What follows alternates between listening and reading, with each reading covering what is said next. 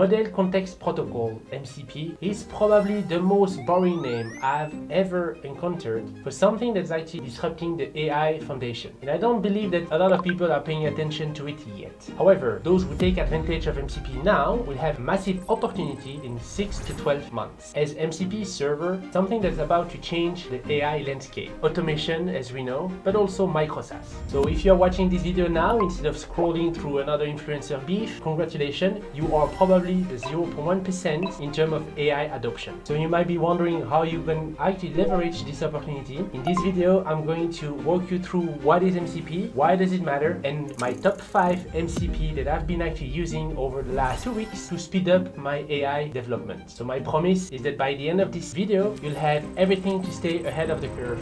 As I mentioned, MCP is trending. If you can see over there, it started actually by January and really starting to lift off over there. Here is actually a quick Obsidian note about MCP. So I don't want to go through the entire video about me explaining what's MCP over there. I just want the TLDR version for you. There is a ton of other video explaining in deep the MCP over there, but imagine this. What's actually the beauty of MCP is that we now have a standard way of integration with AI. MCP is not new. Basically, it's like a tools calling. Tools calling was actually released 2 years ago with OpenAI, but was actually a closed source. Now, with MCP, it's a standardized way, it's open. Basically, it's actually open, standardized. I don't know if you know, but this is exactly the same as what's going on, what happened back at the time with networking. So TCP IP is a protocol, and we had actually a bunch before the protocol was actually standardized. We had a bunch of company. Each of the company had actually their own networking protocol invented, making actually the communication very, very difficult between the system. This is exactly what MCP now fix. We are actually having, this is actually what MCP fix. We now have actually a standard way of actually building MCP server. So MCP stands for Model Context Protocol, and it's an open standard that revolutionizes how AI application interact with external data source. The name is actually zero, it's not an appealing name. However, imagine this. You now have your agent, in this case, Cursor and Windsurf,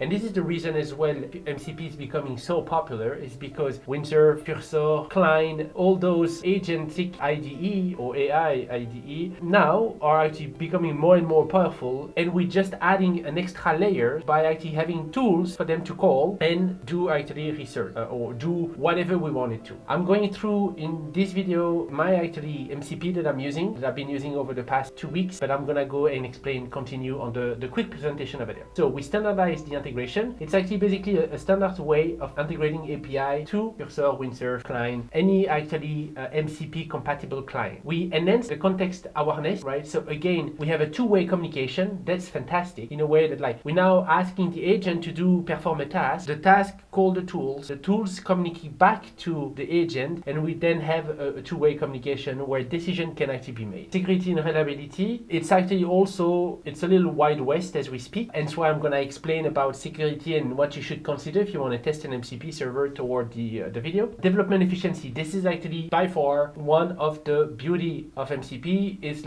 allow you to perform a lot more in less time, so you become way more efficient. For example, getting access to your database, having a Supabase connection to allow your IDE to be able to create a tables, understand the database structure, it's very, very powerful. You would actually become way more efficient for you to code this way if you wanted to, compared to having a database connection with your IDE will actually make it so much more easier for the agent to understand what to do. Calling and making migration file has been very challenging before. The way I used to do this back at the time without using MCP before, I had actually a Python script that would actually connect to my database and extract everything into my terminal. This was actually already very powerful, but now I can actually speak directly with Supabase. I'm using Supabase mainly for my database, and I can actually have direct communication, and the agent can understand the table and the database structure fairly easily. The top MCP for Windsurf, Cursor 2025, Brave Search, I'm gonna go through. Google Drive, interesting as well. I haven't actually tested this one. It's still on my list. Postgres, I've been using Supabase. Image generation, I've actually been using Replicate. Web scraping, I'm gonna showcase an example over there.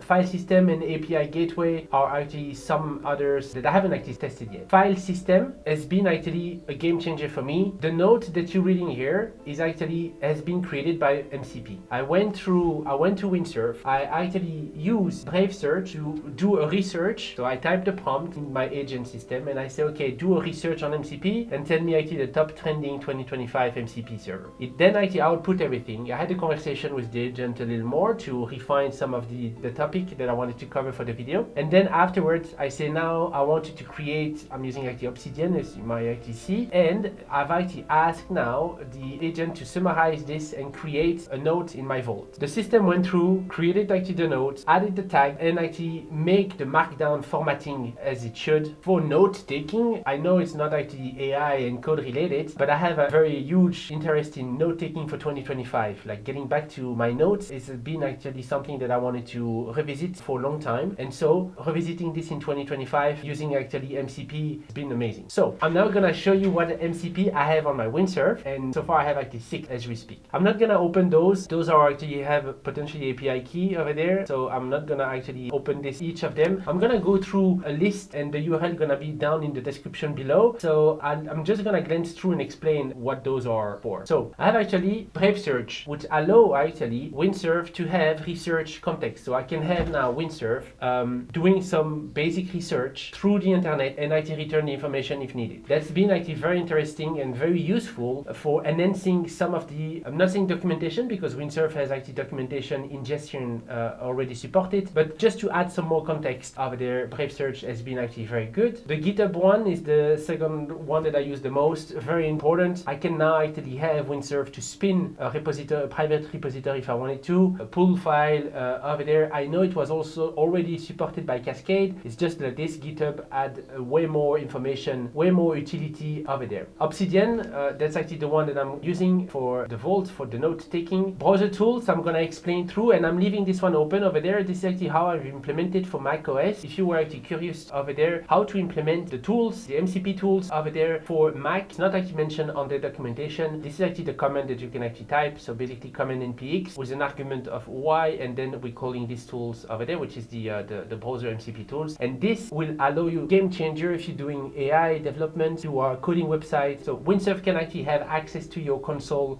log, finding out which actually element has actually are selected into the website, and make actually the debugging way more easier than actually before. Before we were supposed to go to console log, copying, pasting, saying it doesn't work, please fix it, or just fix it without a please. But so yeah, that's actually very powerful over there. Replicate was actually for image generation. Again, something I've actually been using if I wanted to use like a flux model, for example, for my landing page. Very useful. And then 21st Dev Magic MCP. This is actually the MCP server that I've actually just installed recently, which allow me to generate component using 21st.dev. I've done this for mytoneofvoice.com, where I use 21st.dev component for the website over there, and I'm explaining that in the school community. Supabase over there, this is the link I'm gonna include. I mentioned about security. You want to actually ensure that the MCP server is somehow active. An MCP with actually 0 star, chances are nobody's using it. Here in this case, this one from Alexander Zhuv is actually verified over there, so that's the one that I choose. And we also have 367 star, which is not big, but it's actually bigger than 0, right? Same for the GitHub here. This one, we have actually 10,000 download, 15,000 star, and this is actually the one from Model Context Protocol,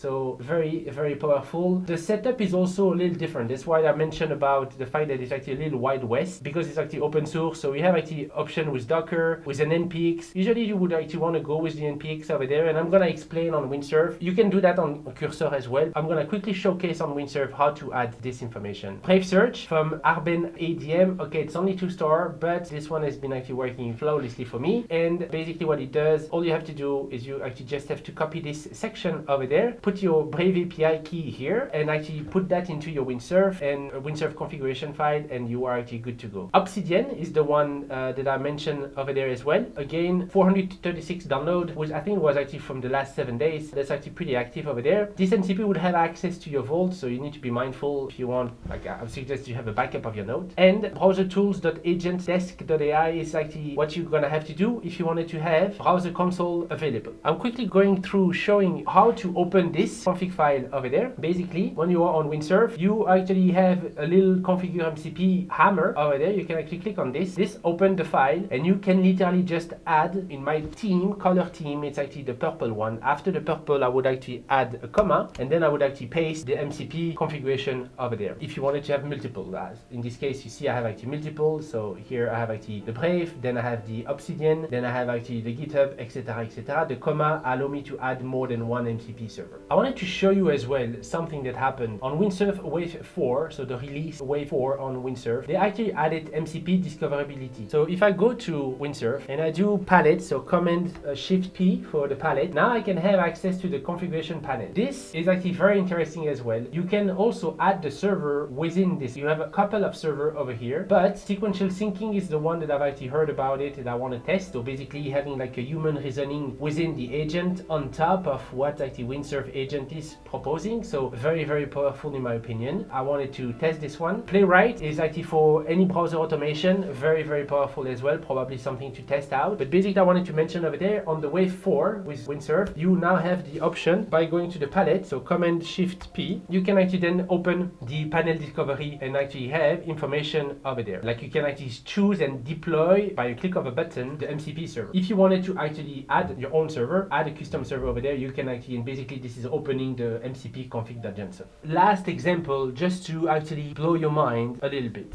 I have actually two people that I'm actually following. Robert recently released his own MCP server. Imagine this, by just pasting the link of a LinkedIn post, this MCP server, so it would actually retrieve all the information from the comment and will actually then use Apollo, so take the name, make an Apollo API call, retrieve the email address of that specific person, and then ask the MCP to draft an email and send the email. Within actually your IDE, you made some kind of an AI automation that actually will scrape the LinkedIn, get the name of the people that has commented on your post, do a search of the email address into an Apollo database, draft an email and send the emails to them directly without leaving your IDE. That's actually a little fascinating if you think about it. Another actually use of an MCP is actually Graphlit by Kirk. Graphlit MCP server integrates with actually a lot of information, like a lot of tools. If you think about it here, they have actually ingestion of file, data connection to Notion, Reddit, Linear, GitHub, Google Drive, SharePoint, GitHub over there. So it's a one-off MCP that connect to all of those data aggregator, data connector over there. Could actually also potentially do a web crawling and web search. Can actually operate obviously and feed information back to the IDE. And that's actually something that I wanted to test. It's an extensive setup. You're gonna have to put your Jira emails and OAuth token, Linear API, Google email refresh token. So you need to be mindful as well on what you are security-wise, on what you're sharing. I found it actually fascinating that those MCP become more and more popular. That's everything you know about MCP Server and why it will change AI landscape. I truly believe that MCP Server is revolutionary and most of the business are not using it yet. However, the business that adopt MCP Server early will be ahead of the curve and be able to actually build AI and AI automation more efficiently. Remember, since MCP has now access to your data within your IDE, the development becomes way more simpler. Now I know I might have given a lot of technical information in this video, but don't worry, I've created resources to help implementing this. If you want to learn more about how to use your first MCP integration, connect it with AI tools, or even launch your AI automation business, then click on the first link in this description. As always guys, if you've enjoyed the video today, please put a like and subscribe. Thanks for watching and I'll see you on the next one. Peace.